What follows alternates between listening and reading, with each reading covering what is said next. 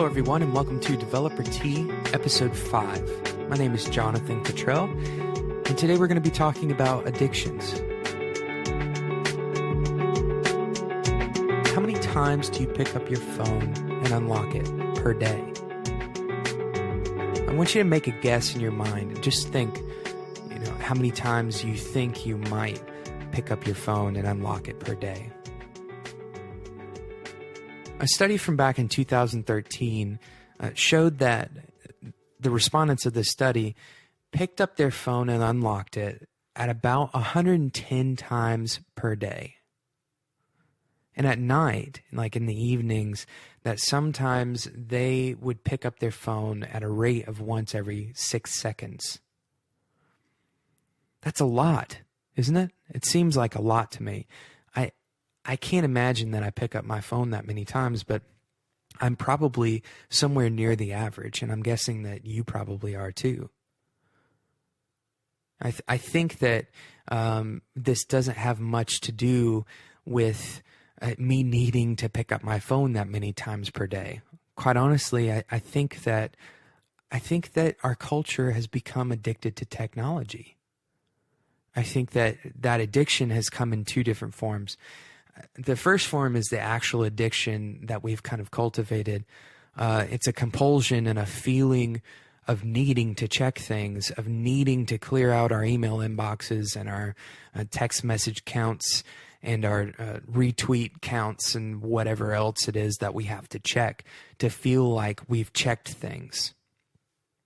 I think that part of the addiction has been cultivated because there have been some really good things that have come to us through these channels of media. So, for instance, when my wife and I first started dating, a significant portion of our initial conversations were over text. And I'm sure that you can probably relate to this.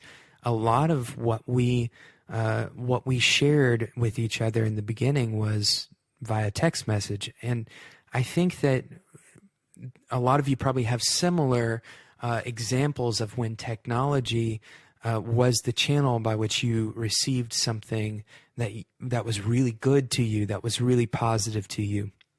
Another example would be getting a job offer via email, or maybe even just getting news that your paycheck has come in.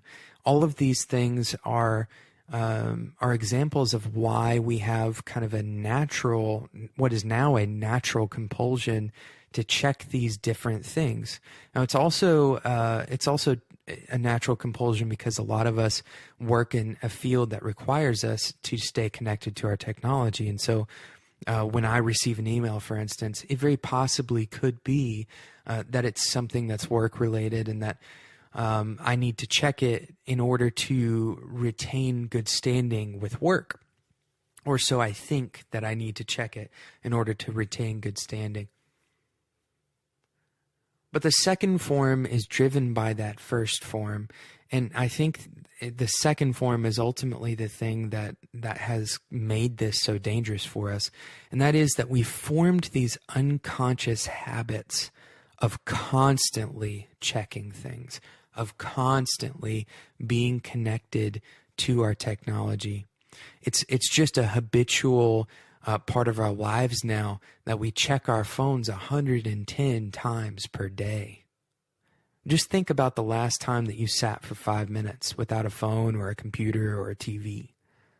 How uncomfortable was it to be in isolation away from that media for you?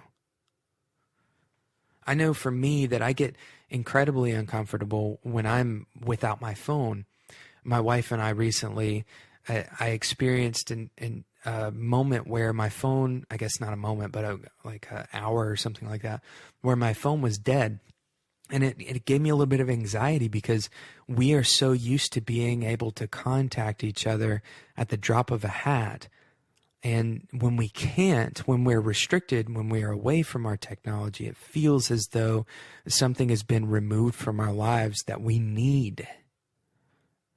So this language sounds very much like addiction language. And in fact, there was a study done by some students at the Philip Merrill College of Journalism at the University of Maryland They call it 24 Hours Unplugged, and I'm looking at the website right now. If you want to look at it, it's at withoutmedia.wordpress.com. So the study, basically, they asked some students to go without media for 24 hours. Again, it was back in 2010. And so the very first highlight of the study was that students used literal terms of addiction to characterize their dependence on media. So here's a quote from the website. It says, and this is a student talking, "Although I started the day feeling good, I noticed my mood started to change around noon. I started to feel isolated and lonely. I received several phone calls that I could not answer. By 2 p.m., I began to feel the urgent need to check my email and even thought of a million ideas of why I had to. I felt like a person on a deserted island. I noticed physically that I began to fidget as if I was addicted to my iPod and other media devices, and maybe I am." So this quote is just so telling of an addiction, to media in this case, but in general, just an addiction to our screens, our being able to have our screens nearby in our pockets. And I don't see our world going in the opposite direction anytime soon, because we're going to continue getting more screens. We're going to continue seeing more and more integrations of media into our everyday lives. And so how do we deal with this? How do we approach making sure that we are not forming addictions, but instead we are healthily interacting with technology and with media? Because don't get me wrong, I think that a lot of people have an improper understanding of technology. I do not believe that technology has an inherent evil. I don't think that it causes us necessarily to be disconnected from humanity or to be disconnected from personal relationships. In fact, I think technology in a lot of ways has empowered those personal relationships.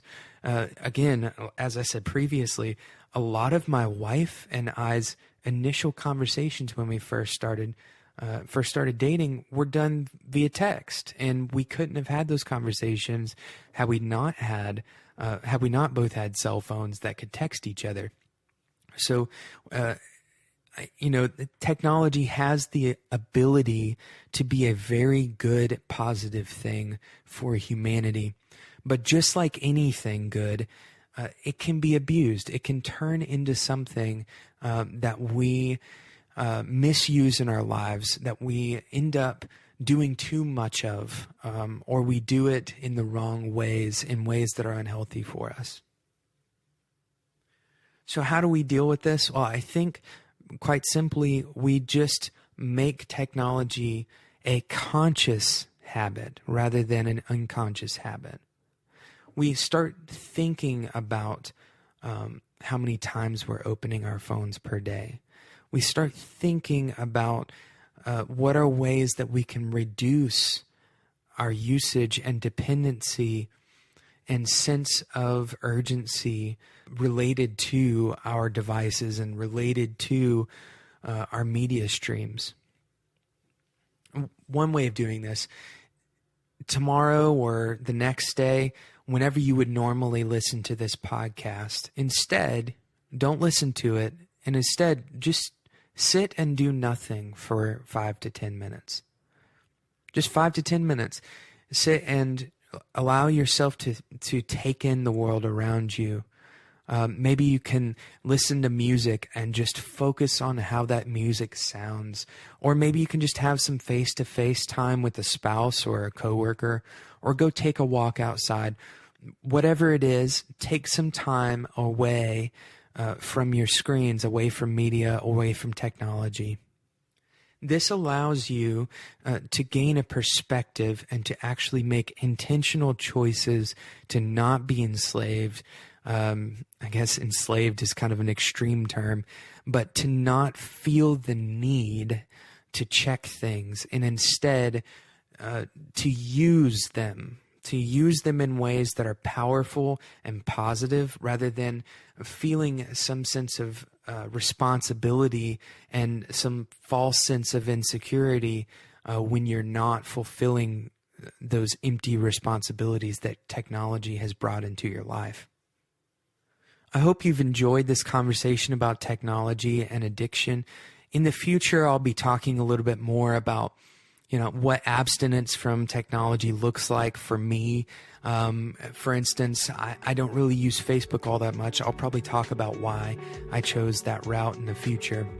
If you have any thoughts about addiction and technology, or if you just have suggestions or comments, you can get at me on Twitter. My Twitter handle is @developert, or you can email me at developert@gmail.com. Until next time, enjoy your tea.